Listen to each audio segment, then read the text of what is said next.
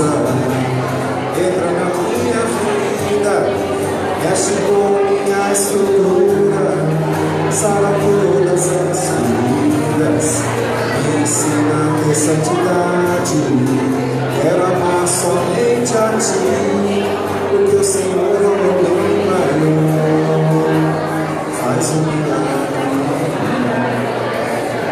entra na minha casa, entra na minha vida, mexe com minha estrutura, sara todas as feridas, me ensina a ter santidade.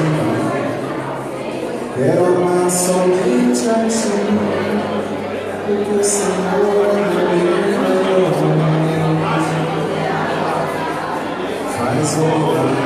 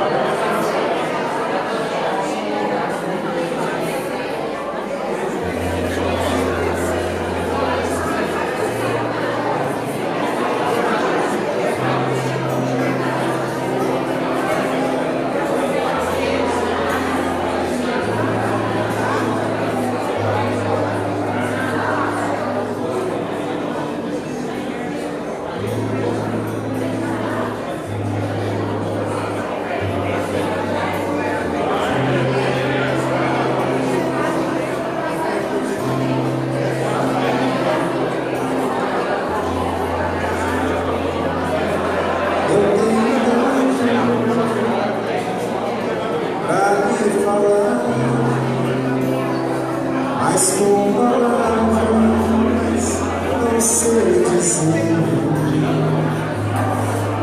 como é grande o meu amor por você. E não há nada pra comparar,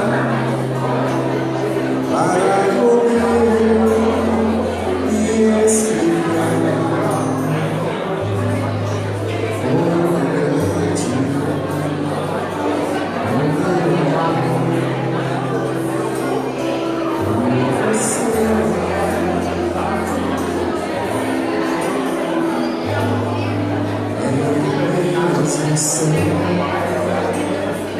nem as estrelas, nem mesmo o mar,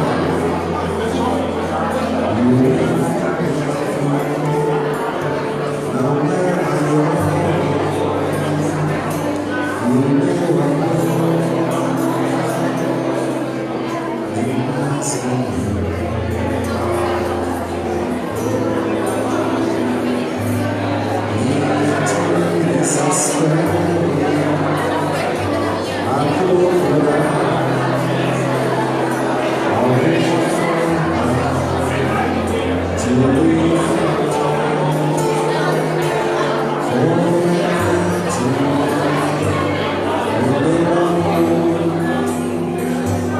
Eu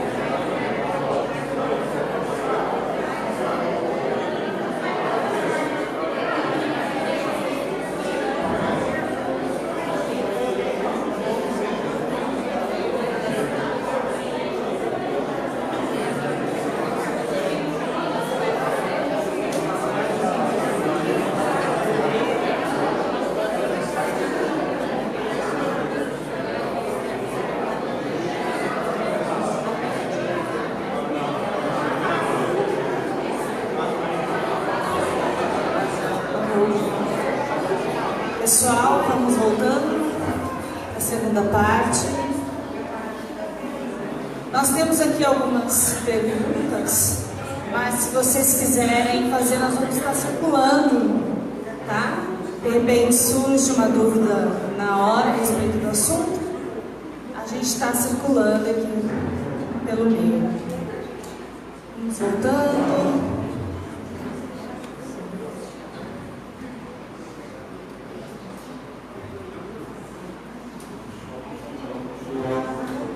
No final, nós vamos ter sorteios. Tem do livro, tem sorteio do Evangelho e CD da Paulo e da Leia. Leia, estamos sorteando seu CD aqui.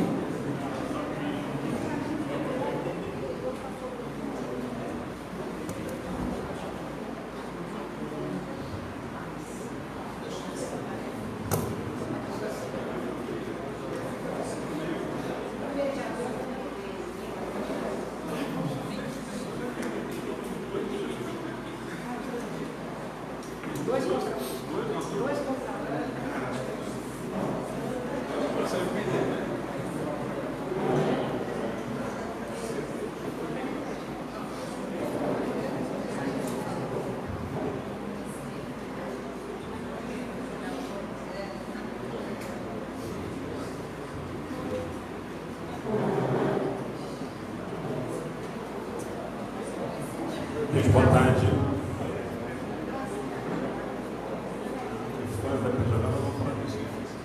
Gente, boa tarde. O formato, a ideia é, como tem algumas perguntas já que foram formuladas, então a gente vai discutir um pouquinho dessas perguntas, que eram inevitáveis, algumas em relação à própria palestra.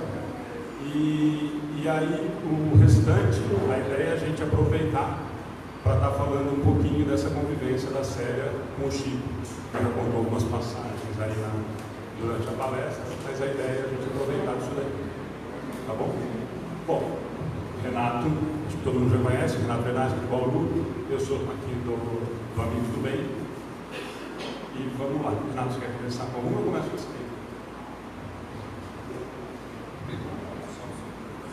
Pode se apresentar. Bom, boa tarde a todos. Hoje, um pouquinho antes de vir para cá, eu liguei para o Alexandre para ver se estava tudo certo, né? Já me preparando para vir. Aí eu falei assim, Alexandre, alguém vai fazer uma abertura cultural, música, alguma coisa? Eu falei, não, Renato, foi uma correria, acho que acabou nem a gente pensando nisso. Não, se quiser eu posso levar o violão, assim. Ele não convidou, eu me ofereci.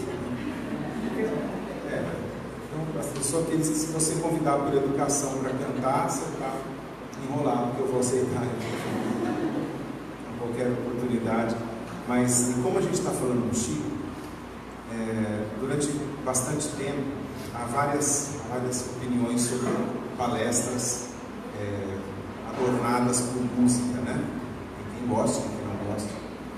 E uma passagem do Pinga Fogo famoso que o Chico fez na televisão, que abriu para tanta gente que ainda desconhecia as questões da doutrina, e as pessoas tinham uma acidez nas perguntas para ele, né, desafiadoras, né, como se duvidassem daquilo.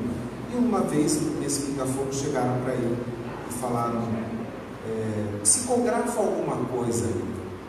E todos sabemos, quem convive com mediunidade, principalmente a famosa frase que o Chico fala, né, que o telefone toca de lá para cá e não daqui para lá, as coisas não são do jeito que a gente quer aqui. É como a espiritualidade permite e conduz. Mas ele, sabendo da importância, podia chegar e falar, não é assim e tal, mas sabia da relevância daquela exposição toda, então ele falou, vamos ver se dá para fazer alguma coisa. E para que ele pudesse levar um pouco mais o padrão vibratório dele, ele pediu, alguém pode tocar alguma música? Então, servindo de Chico, que tanto nos ilumina o caminho e as esperanças, a música serve para ele como fundo de preparação para um momento espiritual maior. Quem sou eu para negar, né? Eu acrescentaria um detalhe. A música, ela é extremamente terapêutica. Em nossas casas, uma música clássica ao fundo, ela tem o dom de afastar do ambiente espíritos brincalhões, zombeteiros. Vou dar um exemplo. O shopping center, por volta de 10 horas da noite, colocava uma música clássica. Tirava aquela música animada do jovem e colocava a música clássica na praça de alimentação para os jovens irem embora. E eles não demoravam 2 minutos deles irem embora. Por quê? Eles eram da brincadeira, da descontração. A música clássica é algo que te leva a uma introspecção muito boa. Então, nas nossas casas, a música clássica ela é extremamente terapêutica. E o Chico Xavier, quando ele era mais jovem, que dividia comida com 14 sobrinhos pobres que moravam na casa dele, de irmãos que faleceram e tudo mais, ele almoçava pouquíssimo e se alimentava de música. Ele ia para o único gramofone que existia na cidade, na loja, e pedia para colocar Liszt, uma sinfonia de Liszt. E ali, Prelúdio de Amor, parece. E ali ele ouvia aquela música, respirava e a fome ia embora. Então a música alimenta a alma e a alma alimenta o corpo. Quem quiser fazer dieta... No próximo evento eu vou tocar durante o intervalo e não vai ter bolinho lá. Quem quiser que se alimente. Não precisamos exagerar. Vamos lá, sério. Aí eu vou começar por essa daqui, ó. Que a Ana que pediu, que seria a primeira. Eu sou sua fã, tenho 10 anos. Eu te adoro, você é única. Aí você não precisa procurar. Ai, Jesus! Pois o nome, você não precisa procurar.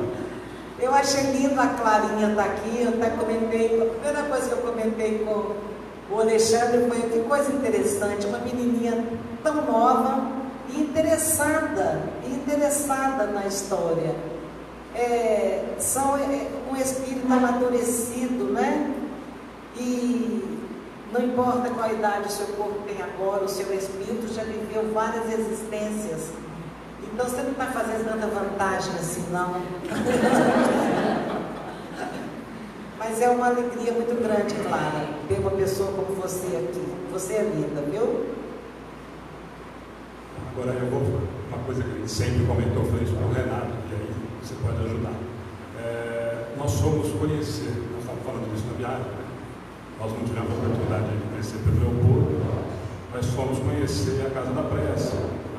E a primeira vez que nós chegamos lá, a expectativa era de um dobro do SEAC, alguma coisa monstruosa, muito grande. Nós chegamos lá, era uma casinha humilde, com as janelinhas de madeira, com um banheirinho com telha de eternite, o chão pintado com cimentado, os bancos de madeira. E nós saímos de lá com esse questionamento. Eu falei, nossa, mas se o centro, todo o conhecimento, as pessoas que conheciam, a quantidade de gente que admirava, e o centro continuou sendo da mesma maneira que era. E a resposta que nós tivemos do seu netinho foi não, porque ele falou que era para ser assim. Você, por exemplo, você viveu isso lá em Pedro Leopoldo, qual é a orientação em relação a isso?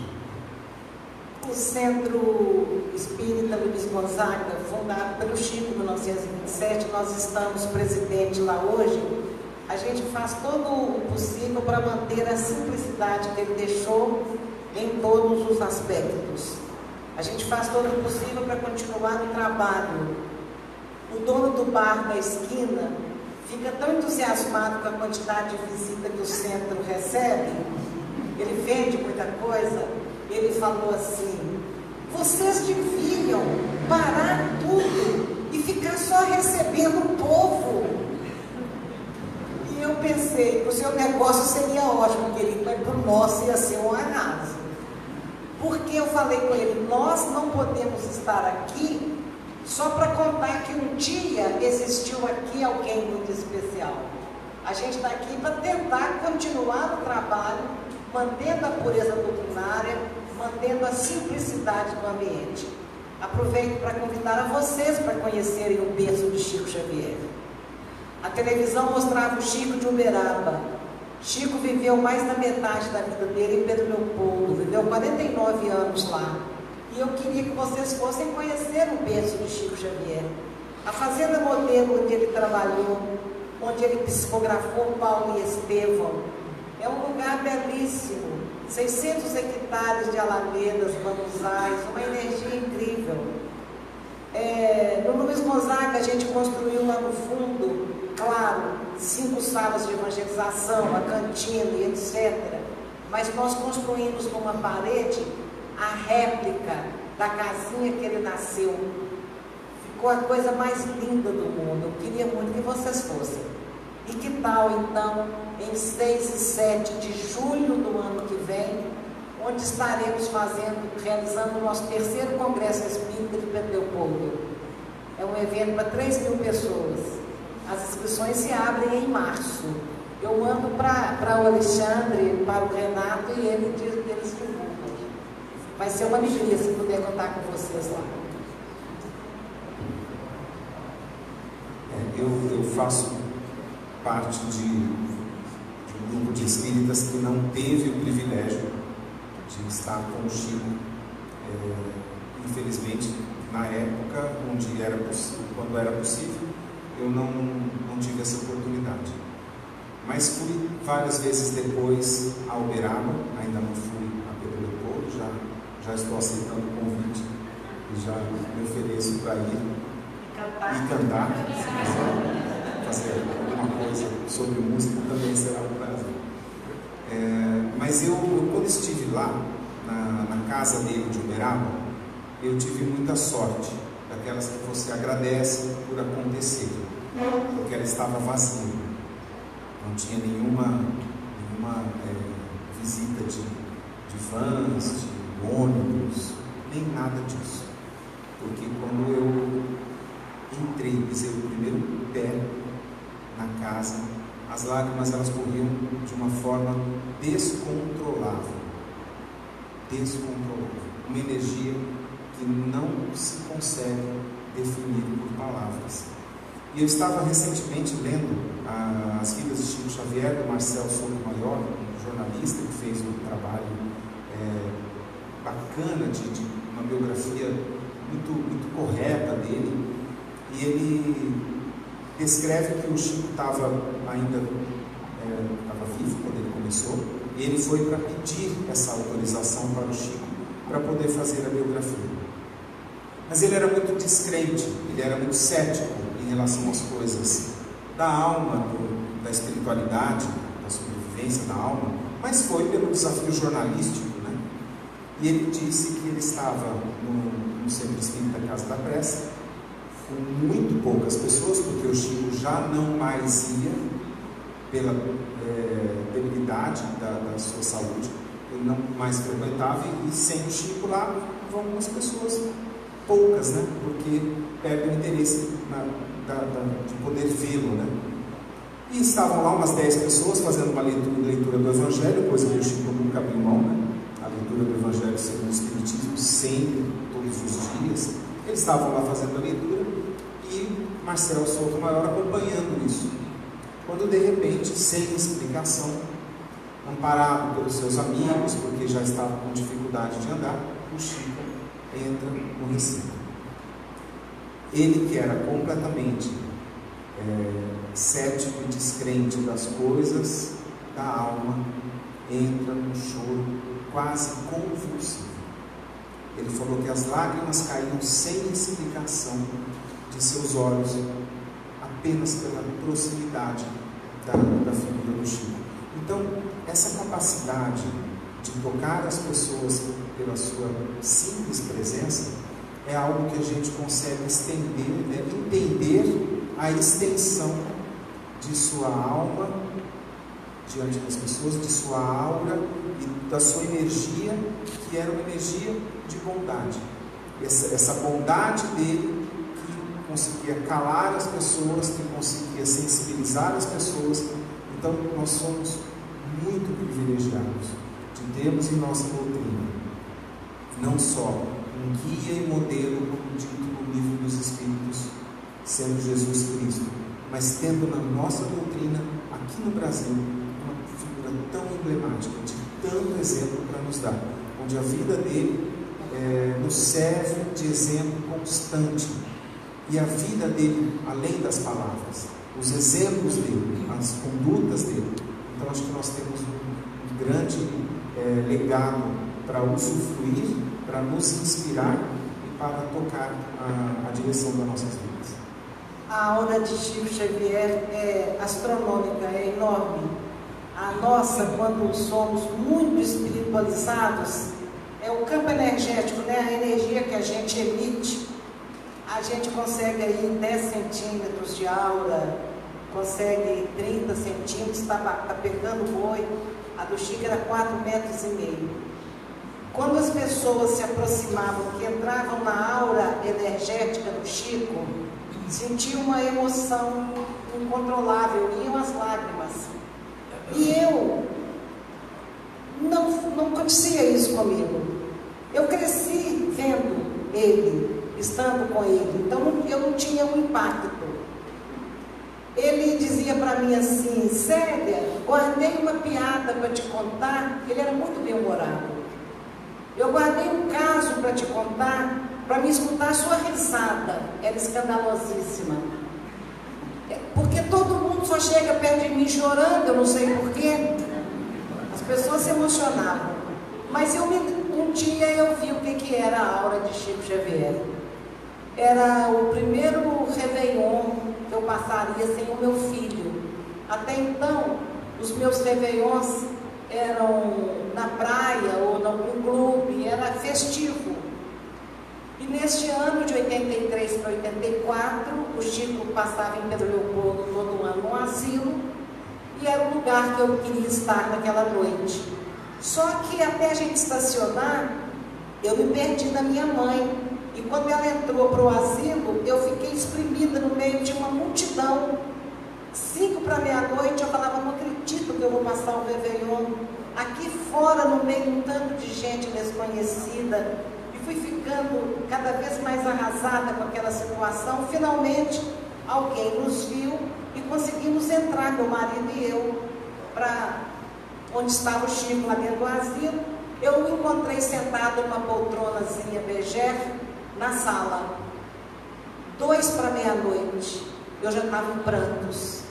E eu não consigo falar nada quando eu cheguei perto dele. Eu só abaixei na frente dele, coloquei os 2 cotovelos no joelho dele, abaixei a cabeça e chorava compulsivamente.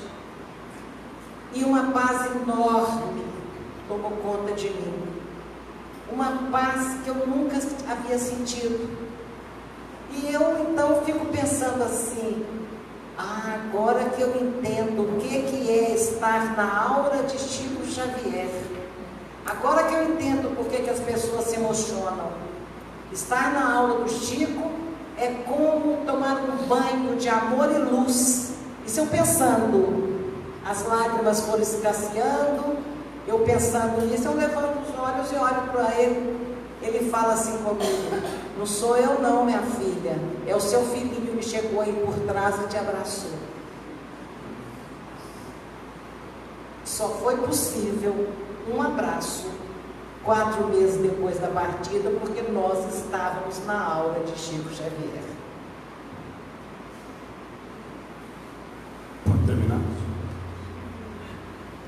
Vou aproveitar então a pergunta aqui. Você chegou a estabelecer contato com seus filhos após o desencarne deles? O Rangel de alguma forma cresceu? No livro Entre a Terra e o Céu, de André Luiz, explica que quando a criança vai voltar logo, e quase todas voltam logo para o mesmo lar, quando elas vão voltar logo, elas não crescem, ficam lá em colônias belíssimas, escolas belíssimas, cuidado por corações maternais com muito mais amor, serenidade e equilíbrio do que os nossos.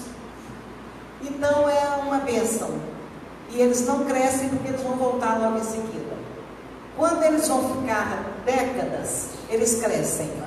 E lembra que eu contei o caso da minha irmã dizendo: pai, sou eu cresci? Então ela tinha desencarnado com 9 anos e estaria então 9 anos depois, 7 anos depois, com 16. O crescimento lá é mais acelerado.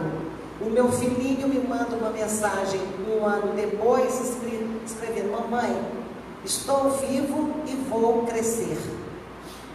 Depois ele me fala: estou maior do que Aguinaldinho e mais adiantado na escola do que Mariana.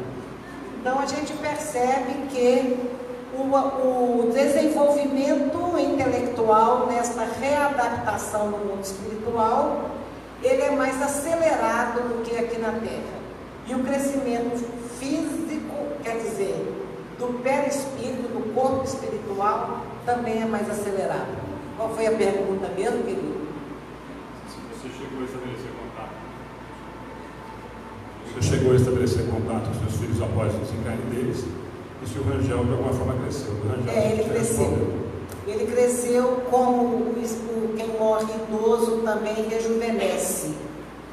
O corpo espiritual tem uma plasticidade extraordinária. Então, eu tive contato sim. E eu sei que mensagem psicografada não é a única forma de contato. Eles nos buscam nos nossos momentos de oração, de meditação, da música clássica, que acerena o ambiente. Eles nos buscam neste momento, eles nos visitam. E a gente muitos de nós não conseguimos registrar essas presenças.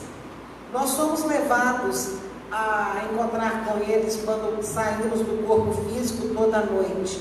Muitos registram de forma consciente e vêm me perguntar: olha, eu tive um sonho assim, assim, assim. Uma pessoa que nunca leu um livro espírita na vida e relata coisas com detalhes que a gente percebe que realmente foram encontros. Quando o nosso coração balançaria muito, emocionaria muito, a gente não guarda na lembrança. Eu encontro com a minha filha, acordo com aquela sensação, tenho certeza que estive com Mariana essa noite, mas não passa disso. Eu não consigo trazer para o consciente o que fica gravado a nível inconsciente. Para que serve então se a gente não lembra? Serve para alimentar a alma. A gente encontra com os nossos filhos, a gente abraça os nossos filhos, a gente fala da nossa saudade, eles falam da saudade deles e a gente acorda inexplicavelmente bem. Alguém me dizia ainda há pouco: não sei como é que eu estou dando conta, porque você está encontrando, porque você está sendo fortalecido, porque a morte é muito menor do que o amor. Então a gente encontra, o coração registra e você vai saindo daquele processo doloroso de luto, se você se permitir fazer isso. Tem que acordar de manhã, antes de sair da cama, tentar lembrar o que aconteceu essa noite, como que eu estou agora, como é que eu estou me sentindo, porque a própria vida vai respondendo. O interessante é que Jesus anunciou-nos o Consolador prometido. E esse nome é muito adequado, de ser Consolador para a doutrina espírita. Porque nós temos as aflições, é um consolo às aflições que ainda temos. E são muitas no processo evolutivo que o nosso espírito se encontra atualmente. Quando evoluirmos mais, nem a reencarnação será mais necessária.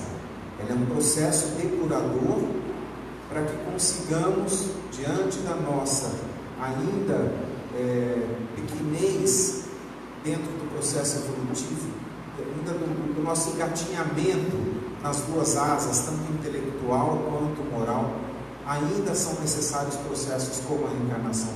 A um determinado momento elas não mais o serão.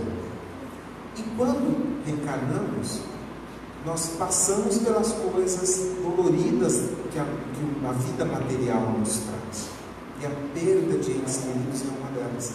E a doutrina espírita está adequada a esse tempo nosso, nos trazendo a possibilidade de, através de algumas mediunidades, nos dar o consolo que o entendimento ainda não nos é possível. Quando a pessoa tem um entendimento pleno, as informações do plano espiritual podem até não ser tão necessárias, mas em determinados momentos. Nós participamos, estamos aqui com o pessoal do Centro Espírita Luz Divina de Bauru, que todo mês de janeiro, já há algum tempo, fazemos as cartas psicografadas com o médium Orlando Carneiro, e nós percebemos o quão importante essas informações que vêm do plano espiritual são para aquelas pessoas. Ainda são importantes essas informações, e é um consolo que a doutrina espírita nos acalenta e nos permite desfrutar. Eu vou contar 2 casos da aula do Chico. Um é para você, Clara. A menina de 16 anos estava muito rebelde, dando muito trabalho, muito irritada, agressiva. E a mãe dela falou: eu vou te levar lá no Chico Xavier, para Chico Xavier dar um jeito em você. Então aquele sábado, que ela deveria estar na piscina do clube, aquele sol quente, aquele calor, Uberaba faz um calor de dia e frio de noite, e a menina lá na fila com a mãe, e com muita raiva de estar ali. Aí quando ela vê o Chico, o Chico passa assim para sentar lá na frente, atender as pessoas, ela pensa, e Chico lia os pensamentos. Chico sabia tudo que estava dentro da cabeça da gente. Quando o Chico passa perto dela, ela pensa assim: o que eu estou fazendo aqui? Ele é horroroso, usa uma peruca. Quando ela chega perto do Chico, já tranquila na aura dele, ela estava conformadíssima que estava ali. A mãe dela: oh, Chico, essa menina está tão sem jeito. O Chico fala no ouvido dela sem a mãe escutar: você não acha que a peruca me melhorou um pouquinho, não? E o outro caso é um senhor que também queria cumprimentar o Chico. Ele queria dar um beijo na mão do Chico. Ele estava 2 horas na fila. Ele foi ficando irritado. Chico lá sentado. Ele olhou: não sei o que eu estou fazendo aqui. Chico está igual um sapo gordo. Pra quê? Quando ele entrou na aula do Chico, ele já estava todo tranquilo e se aproxima. Então, Chico, como você está? Tudo bem? E Chico fala: eu estou aí, esse sapo gordo que você está vendo. Mas estou bem, estou muito bem.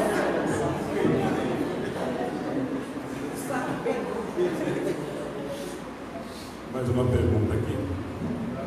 Quando desencarna através de um acidente, porque estava correndo demais, é uma forma de suicídio por ter sido negligente? E só para completar, a pergunta é essa. E a pessoa está falando que entregou o filho de volta faz 16 dias. Nós não podemos julgar, emitir um juízo de valor a respeito dessa questão, porque nós aprendemos na doutrina que ninguém é igual ao outro, então nenhum desencarne é igual ao outro. Nenhum motivo que para um é uma coisa, para outra é outra coisa.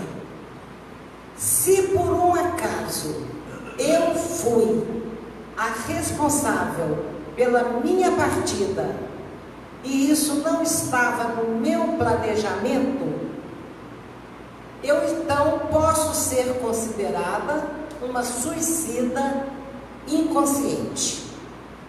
E então eu quero falar a respeito disso. Eu quero falar dos jovens que vão de overdose. Eu quero falar dos jovens que se acidentam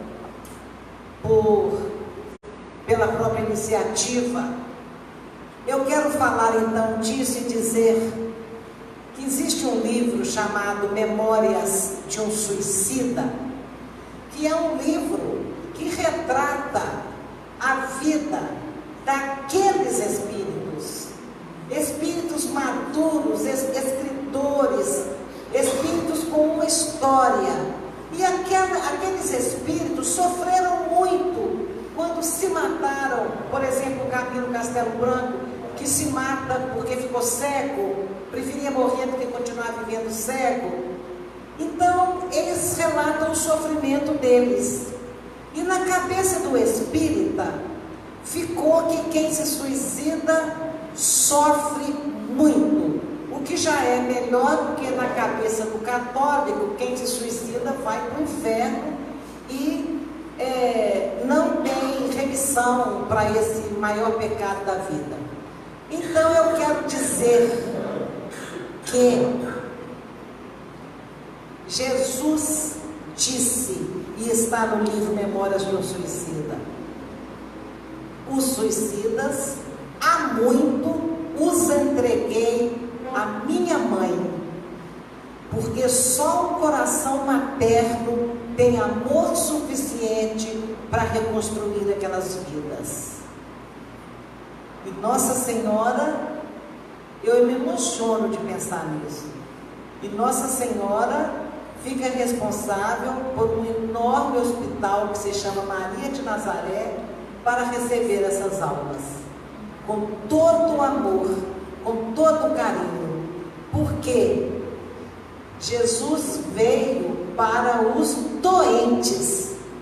São os doentes emocionais que precisam do médico Jesus. Foi para eles que ele veio. Então, ele entrega para a mãezinha dele tomar conta, porque só um coração materno conseguiria o amor suficiente para reconstruir aquelas vidas interceptadas. Deus é misericórdia. Nós não temos nem condições de imaginar a proteção que nós recebemos em todos os momentos de nossa vida, e muito mais nesses momentos cruciais de dor e sofrimento.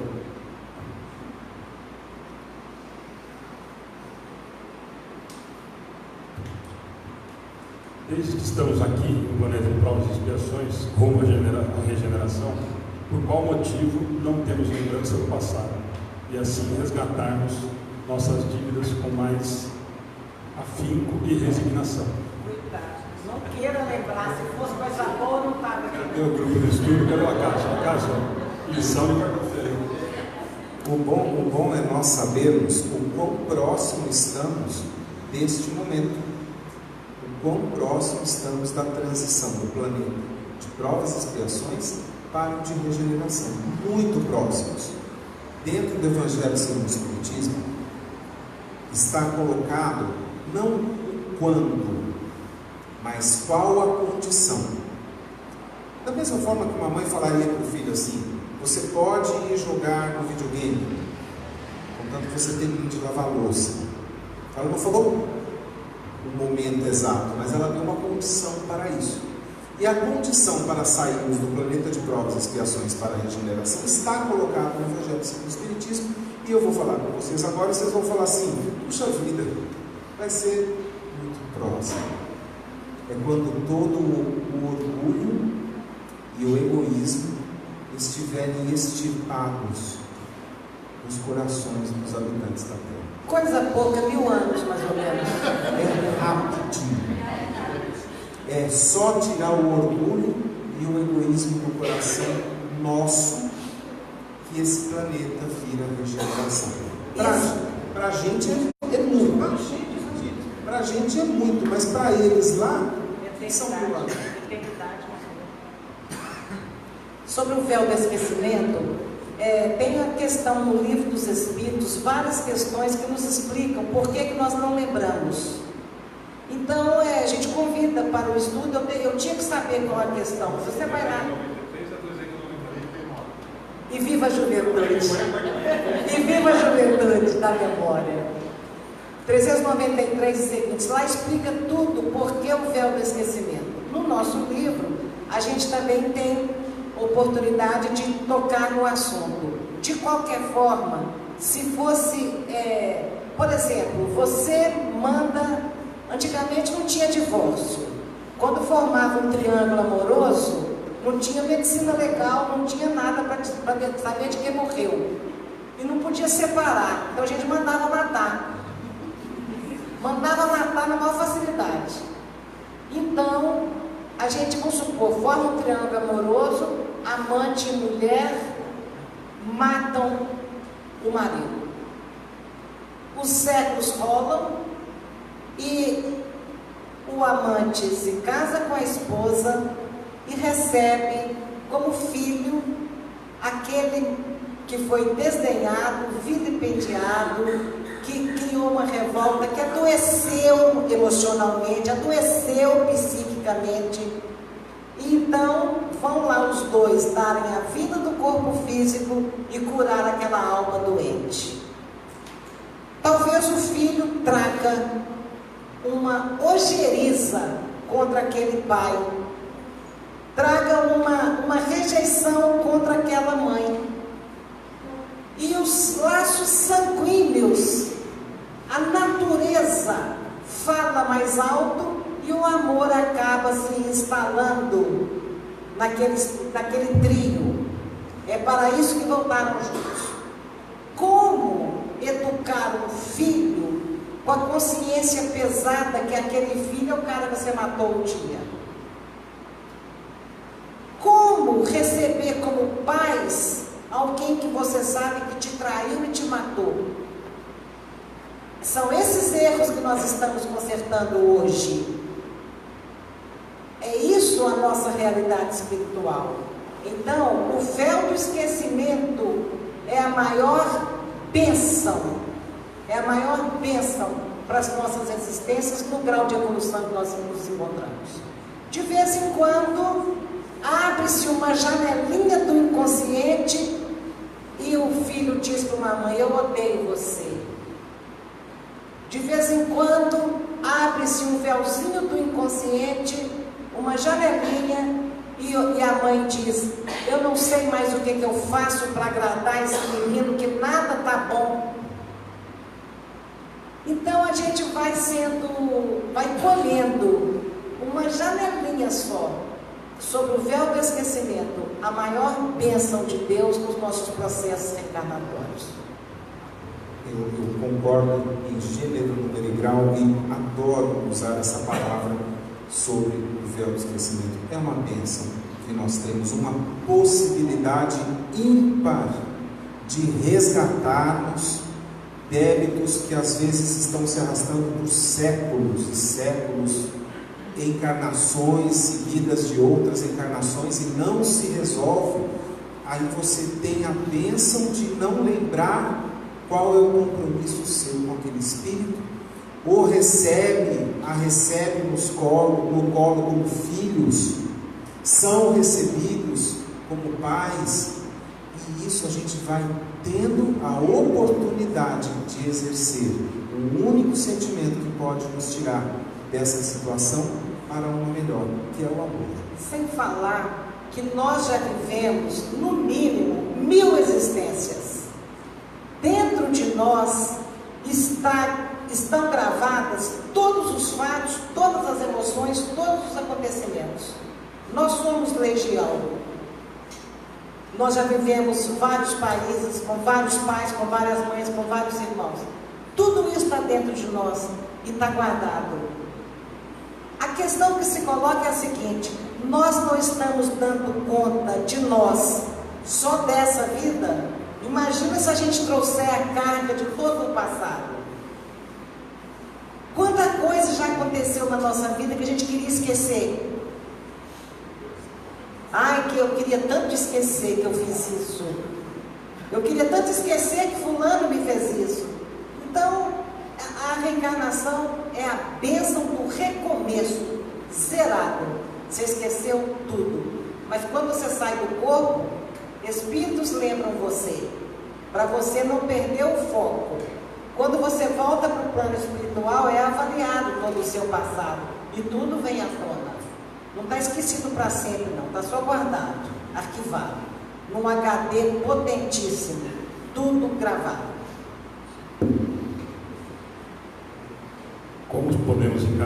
morte por erro médico, isso você até chegou a comentar durante a palestra, alguém pode se sentir culpado?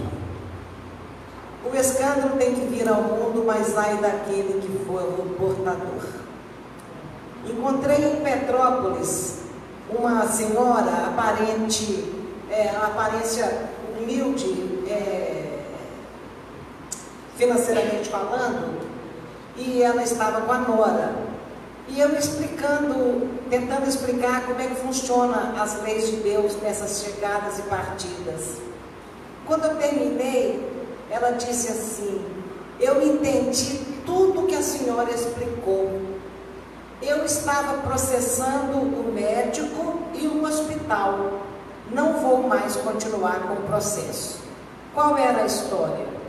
40 anos, o filho dela, caminhoneiro, forte então, 40 anos, sentiu uma dor forte no braço. Foi ao hospital e quem estava de plantão era um ortopedista. O ortopedista receitou um anti-inflamatório para a dor no braço e mandou para casa. Ele chegou em casa, o infarto continuou e ele desencarna.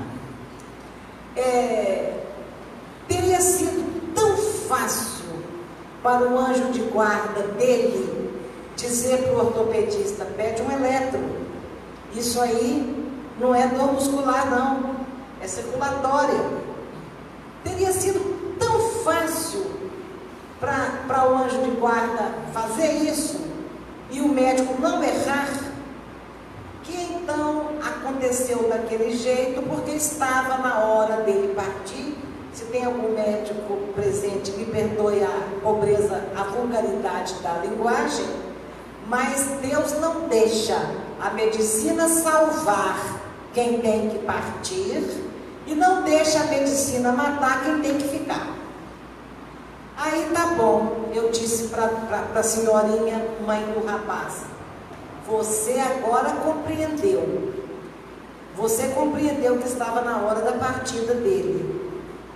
Mas você continua sendo uma cidadã e que é preciso ajudar, exercendo a sua cidadania de buscar as causas físicas, de cooperar na resolução.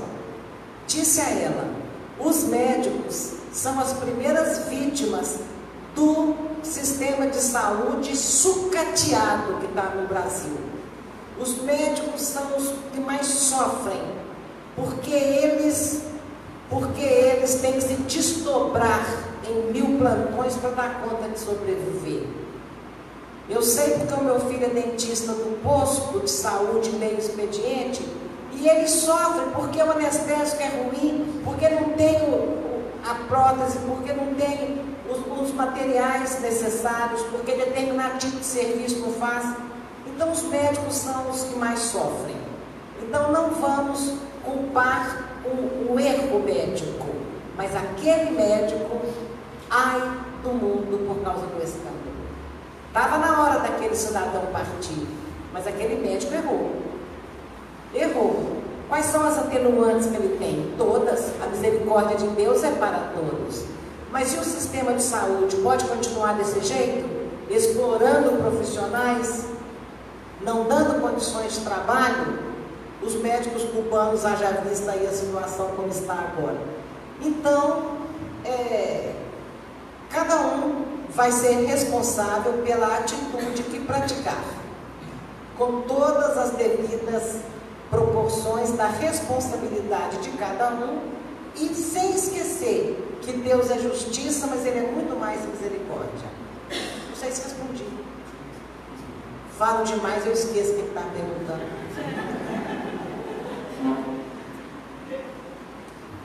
Sobre sinais que são dados pelos que irão partir, é possível uma mãe sentir que terá pouco tempo de convivência com o filho? Sentimento esse que surgiu logo após o parto? É possível, porque houve um planejamento reencarnatório, uma programação reencarnatória, e os espíritos saem de lá sabendo. Só que lá, a gente fala, eu fico imaginando quando planejaram a minha existência. Ó, você vai ser o pai, você vai ser a mãe, você vai ser o filho, você vai ser o filho do bem, você vai ser o caçula. Porque até isso tem diferença na personalidade. O filho mais velho, o filho do meio, o filho caçula. Até isso, até a posição que vai nascer na família é planejado. Então, meu filho talvez tenha me dito, sabia que eu vou ficar lá só 3 anos? E eu falo, que beleza, só 3, naquele planeta de provas e expiações. E se ele me perguntasse, você, eu falaria, 90. Nó, o que você fez para ter que ficar tanto tempo? É assim, a visão espiritual é assim que a gente vê.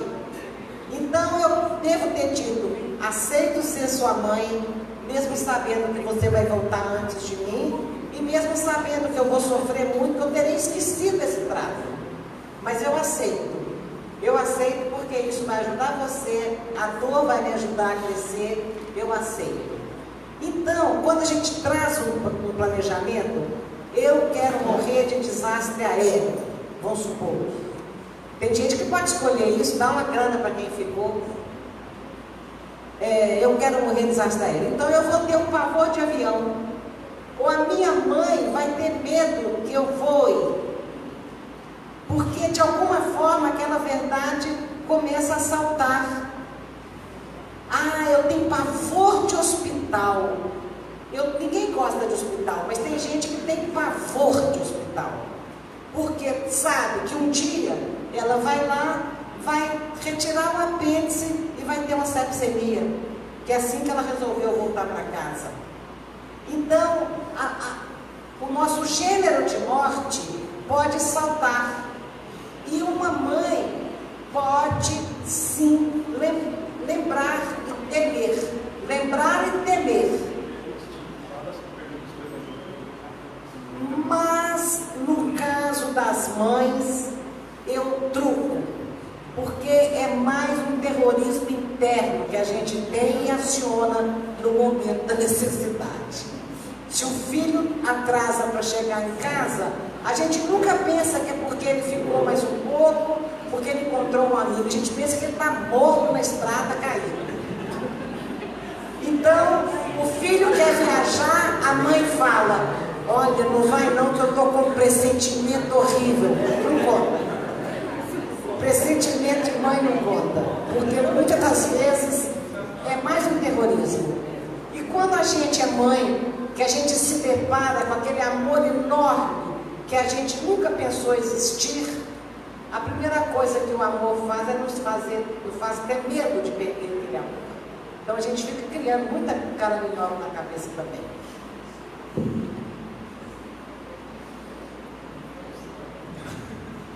Duas filhas desencarnaram, uma de um carcinoma no 5º mês de gestação e a outra sem diagnóstico, uma doença. Segundo, a segunda nunca aceitou a partida da irmã. Isso pode ter antecipado o desencarne dela? No livro Missionários da Luz, André Luiz diz a um amigo, vá e não volte aqui antes dos 70 anos. Porque nós, mal conseguimos completar o nosso tempo aqui na Terra. Muitos de nós voltamos antes da hora. Eu respondo da mesma forma, não dá para emitir um juízo de valor. Se a dor, se a rebeldia emocional atrapalhou a saúde de alguém. Nós vemos isso acontecer muitas vezes. A pessoa se entrega à dor, destrói as defesas do organismo e uma doença pode nos levar embora antes da hora. Isso pode acontecer, mas nós não podemos esquecer da misericórdia divina cuidando das almas doentes de dor. Não podemos esquecer. Sempre estaria presente aqui a misericórdia cuidando. O que muda? Por que essa curiosidade? O que muda saber se a segunda filha partiu de dor? muda. Nada. Não muda nada. É preferível não pensar mais nisso. O tempo passa tão rápido, não vale a pena a gente agregar ao luto certas preocupações. O luto por si só já é extremamente doloroso, para a gente agregar culpas, preocupações, responsabilidades. Vamos enfrentar o luto só pelo luto, a dor da saudade e da presença. Pronto. O resto é resto. A homeopatia, que é uma área mais do que reconhecida da medicina, ela tem um dado impressionante. A quantidade, o percentual das nossas doenças, que são patológicas, que são doenças do nosso corpo, o percentual dessas doenças que vem da nossa cabeça, dos nossos sentimentos, gerando essas doenças. É assustador. 95%. 95% das doenças que somatizam, das doenças que acabam refletindo patologicamente, que a gente identifica através da medicina normal. Você está com uma dor, com uma infecção, com alguma coisa, 95% delas têm origem na nossa cabeça. Isso é muito sério. Isso é muito sério. Então, se nós formos, Allan Kardec merece todos os seus, as suas reverências pelo pedagogo, com extrema metodologia, com extremo rigor, pelo qual ele fez a nossa doutrina, ele concebeu a nossa doutrina aqui na Terra há um século e pouco atrás. Ele foi muito preciso. E ele destinou mais tempo no livro que eu sou apaixonado e que grande parte das minhas palestras são capítulos desse livro, que é o Evangelho segundo o Espiritismo, que eu adoro e acho que é o nosso guia moral que a gente tem que ter debaixo do braço. O capítulo que ele investiu mais tempo, o capítulo mais longo desse livro, é o capítulo 5, Bem-aventurados os aflitos. E ele investiu tanto tempo e tanta informação, tanta orientação, porque ele sabia que sofreríamos muito ainda, que ainda estaríamos propensos a muito sofrimento. E lá, nas causas atuais das aflições, está dito que grande parte do que sofremos é culpabilidade nossa. Grande parte do que sofremos são consequências do que nós, não um pretérito às vezes tão distante, porque quem estuda precariamente a doutrina espírita fica achando que tudo que passa aqui vem de outra vida. Tem dificuldade que você está passando hoje, de falhas que você cometeu de manhã na sua casa. A gente não precisa ir, claro, tem coisas que são de outras encarnações, sim, fato, a doutrina nos dá toda a condição de entendermos isso, mas nós temos a consequência natural de tudo que fazemos nessa vida ainda. Então é aquela questão das sementes. Você quer goiabas no seu quintal, porque você gosta da fruta goiaba. Você vai lá numa casa de agrícola e compra sacos e sacos de maçã, de semente de maçã, e planta no seu quintal. Quando você colherá goiabas? Nunca. Você plantou maçã? Então, mude a qualidade das suas sementes para você colher coisas diferentes. Como você já citou o Haroldo, que eu também adoro e sigo muito as palestras dele, tem um negócio bárbaro que ele provavelmente vai atualizar agora na virada do ano. Ele vai falar o seguinte para a gente: em 2019, invente, tente, faça um erro diferente, porque a gente insiste nos mesmos erros, reencarnações, uma atrás da outra. Muda um pouco, criatura de Deus, tira os erros que estão te amarrando aqui há tanto tempo e troca um pouquinho, vê se recicla um pouquinho isso daí. Então mudemos as nossas sementes para que as nossas colheitas sejam melhores do que princípio. Eu preciso acrescentar uma coisa. Quando eu nós lembrávamos aqui no princípio da palestra que a nossa tristeza profunda destrói as defesas do organismo. Eu preciso de dizer que muitas pessoas no luto deixam a doença destruir o corpo, não buscam tratamento, porque falar, meu filho se foi, minha filha se foi, minha esposa se foi, já que eu estou doente, então que eu também vá, porque eu quero reencontrá-los o mais rápido possível. Então eu preciso de lembrar que esta rebeldia de antecipar a nossa partida, mais distância coloca entre nós e os nossos entes queridos. Eu preciso de lembrar a cada coração, quando a minha filha se foi, eu tinha 56 anos, e eu pensei, meu Deus, meu desafio agora é não morrer de tristeza, através de um câncer oportunista que pode surgir no coração entristecido daqui a 3, 4 anos. Meu desafio é não morrer de tristeza, porque se eu morresse de tristeza, eu morria antes da hora. E mais distância eu colocaria na convivência de nós duas. Então, alertemos cada coração lutado quanto a isso. Lute para ficar feliz, lute para recuperar a alegria de viver, porque um coração alegre não deixa o corpo adoecer. Então, são duas posturas. Uma é lute e tente ficar feliz. A outra postura é quando a pessoa já foi por causa do luto. Confie na misericórdia divina. Nós estamos caminhando para o final. Tem mais 3 perguntinhas e são parecidas com as outras. Eu acho que dá para a gente fazer. Depois a gente faz o encerramento.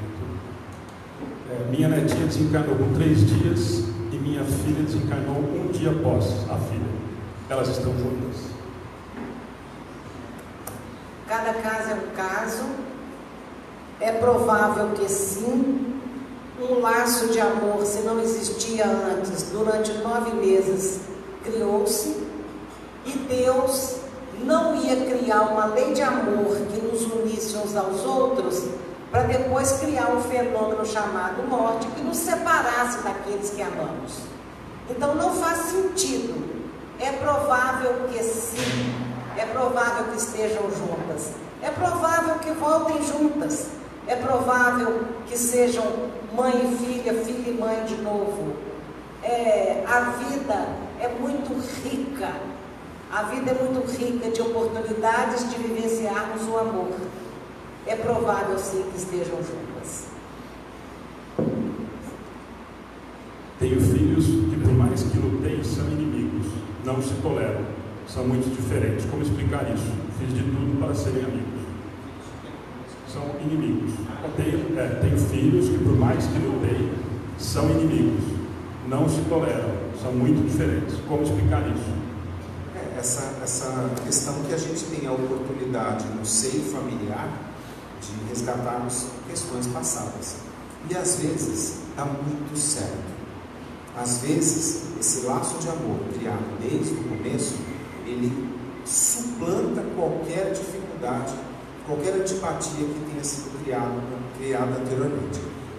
Em alguns casos, não é suficiente. O amor criado nessa relação familiar não é suficiente para suplantar, para superar essa mágoa que não se explica, ela está lá dentro. A pessoa nasceu, cresceu junto, um irmão ela ama de paixão, o outro irmão ela não suporta, não se consegue entender essa antipatia.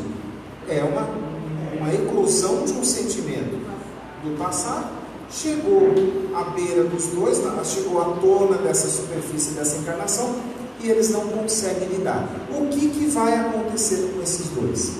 Então tem que chegar, se tiverem esclarecimento da doutrina, tem que chegar para eles e falar assim: meus irmãos queridos, vocês estão tendo agora uma oportunidade de criar esse amor.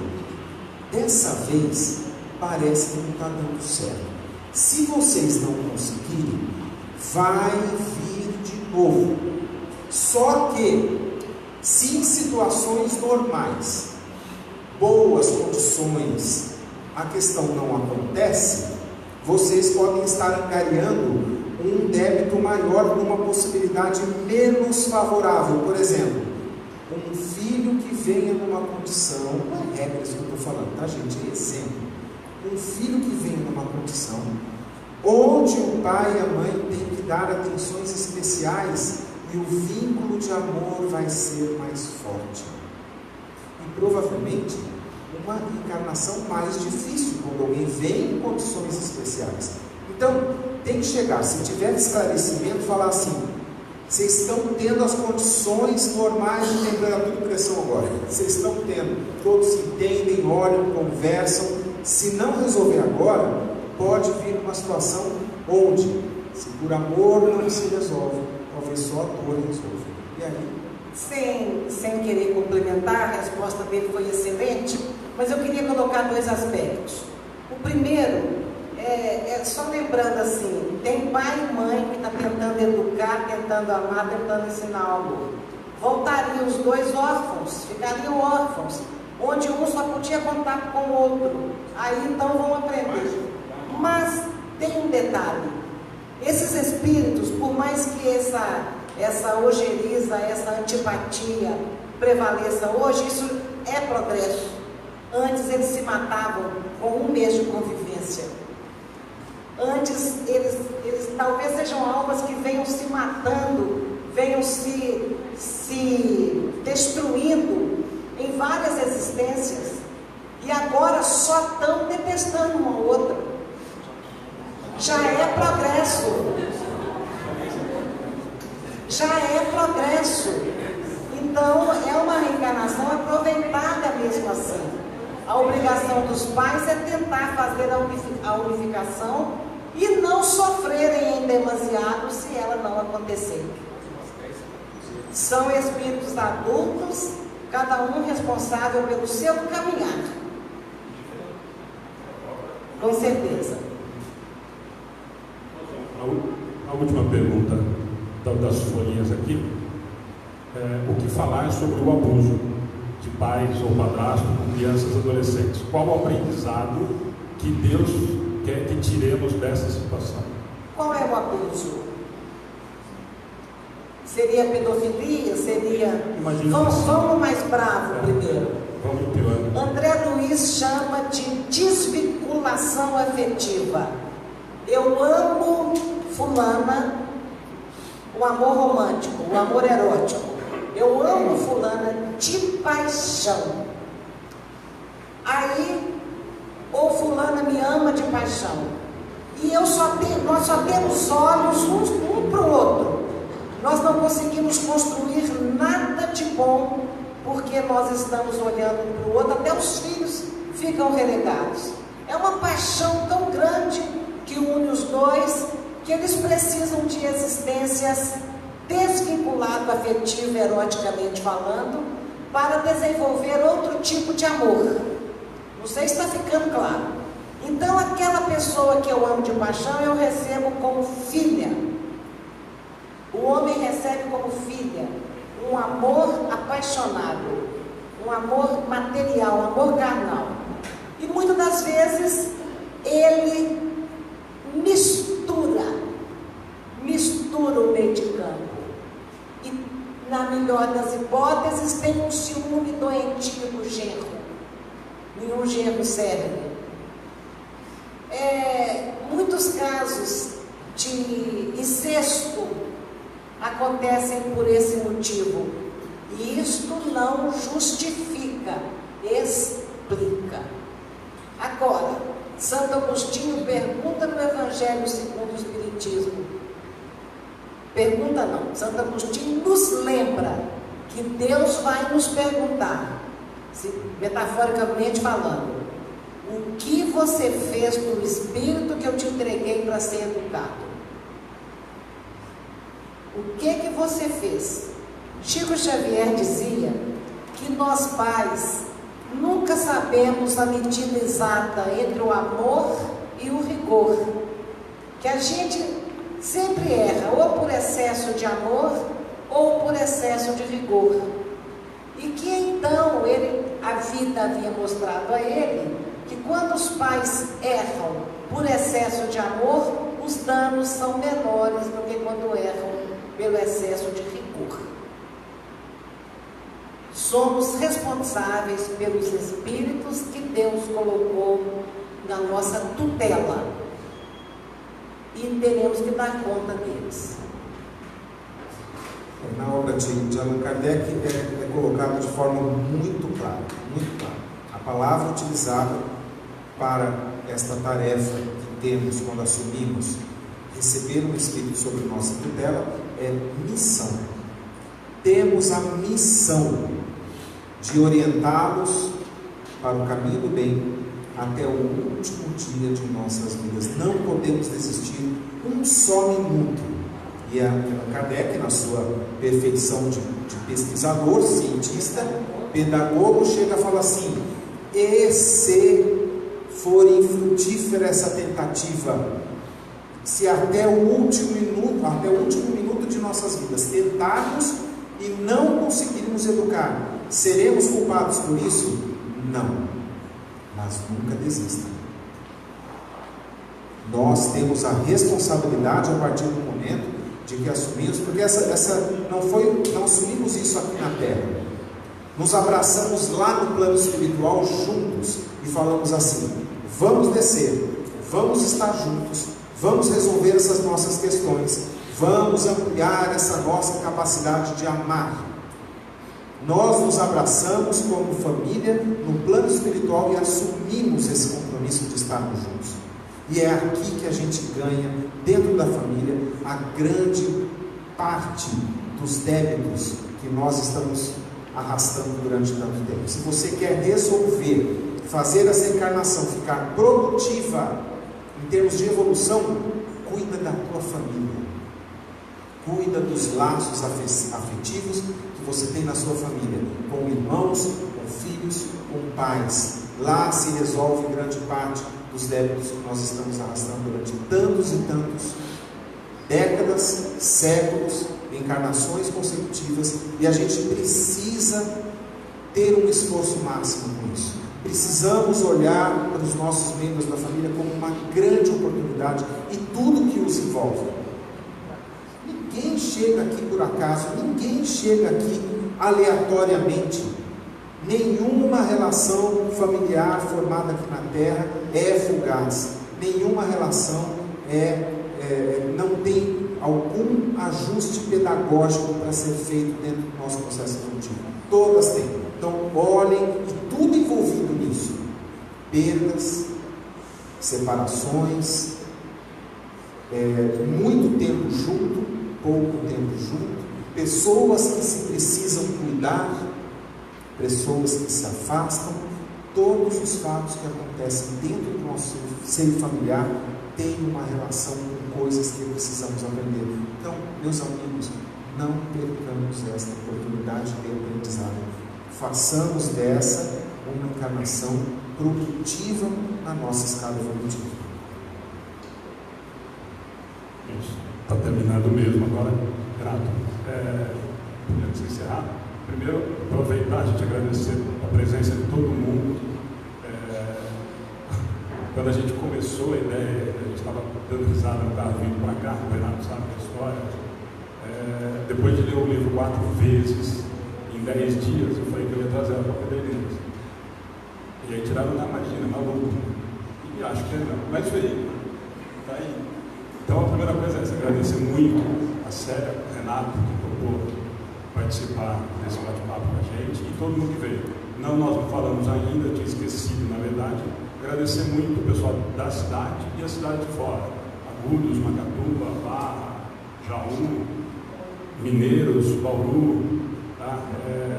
Então foi muito bacana para a gente ter todos vocês aqui.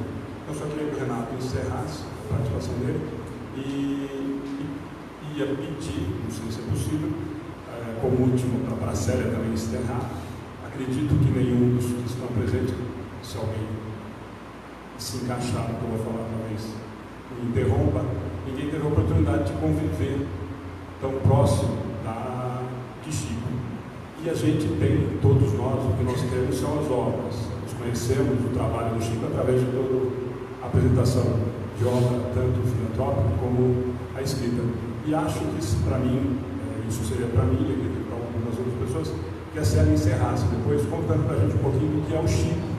Chico, não o Chico escritor, nem o Chico médium, mas uma pessoa que conviveu diariamente com ele. Vocês têm uns 3 dias, mais ou menos?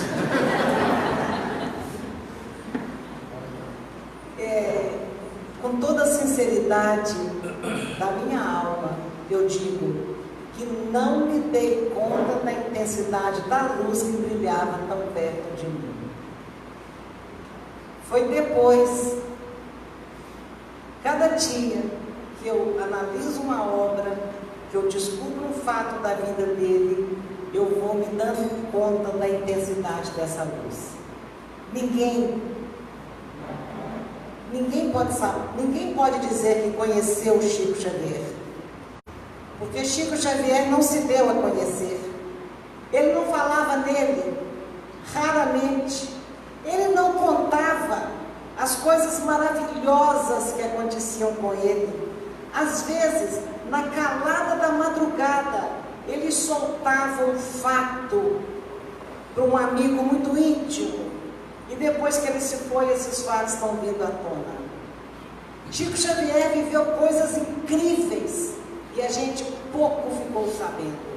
Por exemplo, quando ele psicografava Paulo e Estevão, Emmanuel passava para ele antes o filme, com aquela cena, para que ele pudesse escrever do que viu, enquanto Emmanuel ditava.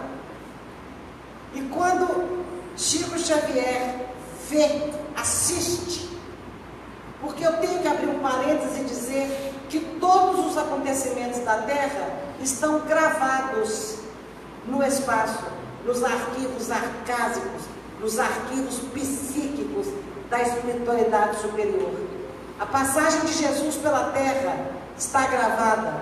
Alguns espíritos nobres, com objetivos específicos, podem ter acesso e assistir algumas passagens.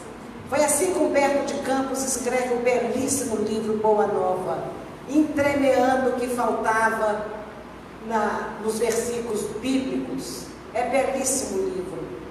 Voltando lá no Paulo e Estevão, quando Emmanuel projeta para Chico a vidência de Saulo, quando ele encontra Jesus na estrada de Damasco, Chico não resiste à emoção.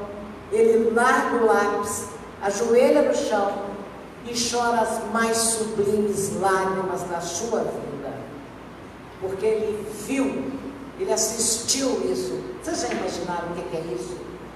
Então Chico não contava. Chico não contava essas coisas, raramente. Nós não conhecemos Chico Xavier. Hoje, quando me perguntam qual o maior legado de Chico Xavier na minha vida, eu penso o seguinte: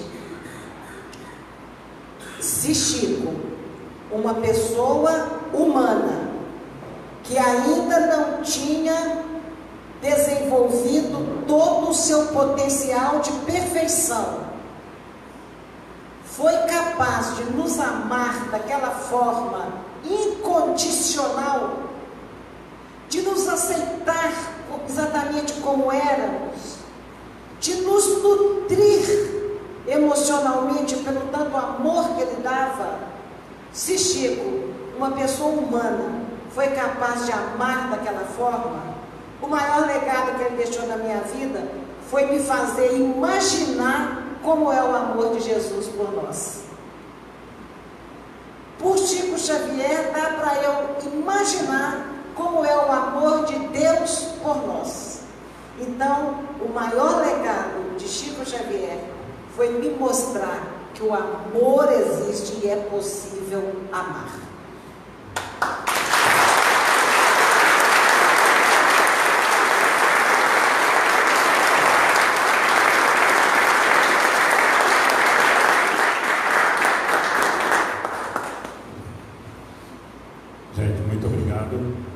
na página disponível, depois também no nosso canal no YouTube, a partir de amanhã.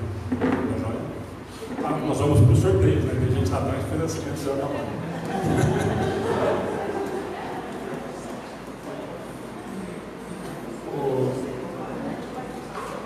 Ana, faz pra gente.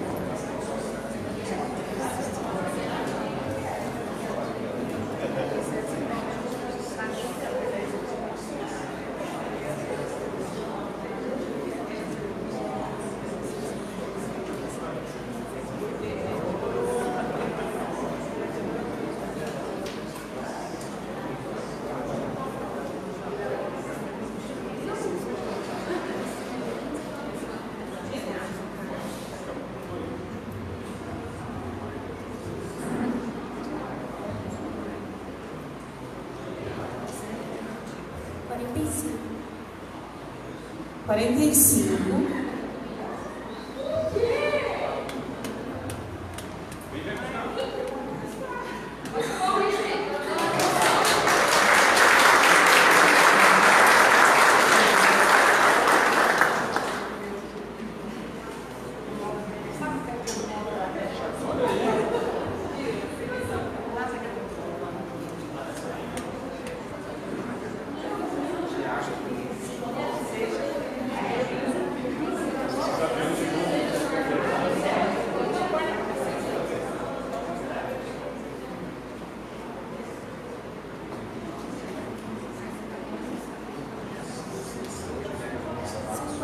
Cinquenta.